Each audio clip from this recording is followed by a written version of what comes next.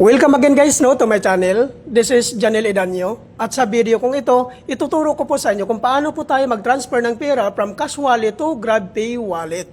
Sundan nyo lang po ang vlog ko na ito guys para po alam nyo kung paano po tayo mag-transfer dito. Ang gagawin lang po natin dito guys, i-click lang po natin itong Grab Driver app. Ayan.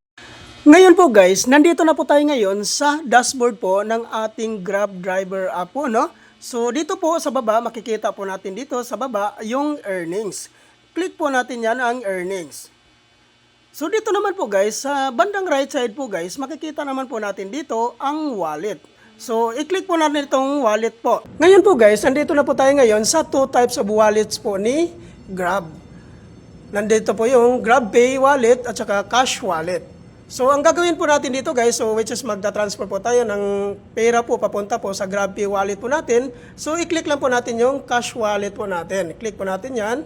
Cash wallet. Ayan. So ngayon po guys, ito po yung pinaka-dashboard po ng cash wallet po natin. No? So nandyan po yung top up, then transfer. So which is magta-transfer nga po tayo. So i-click lang po natin itong transfer po. Nandito po makikita sa bandang right side po, yung transfer. Ayan, click po natin yung transfer. So ngayon po guys, dito po sa dalawang pagpipilian natin dito guys, which is mag-transfer nga po tayo papunta po sa ating GrabPay wallet. So yan po ang i-click po natin. So click po natin yung GrabPay wallet. Ayan.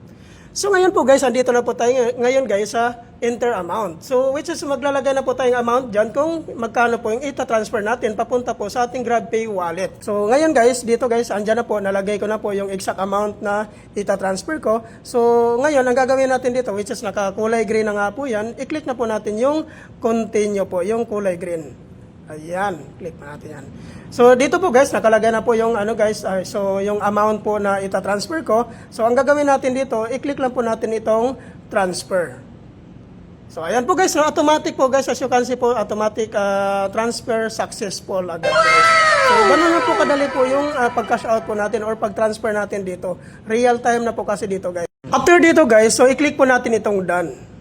Ayan. So dito po makikita po natin yung wallet transactions po, no? So makikita natin dito yung 315 pesos po na transfer ko po papunta po sa ating GrabPay wallet. So ang gagawin natin dito, i-check po natin kung talagang pumasok na po sa ating GrabPay wallet.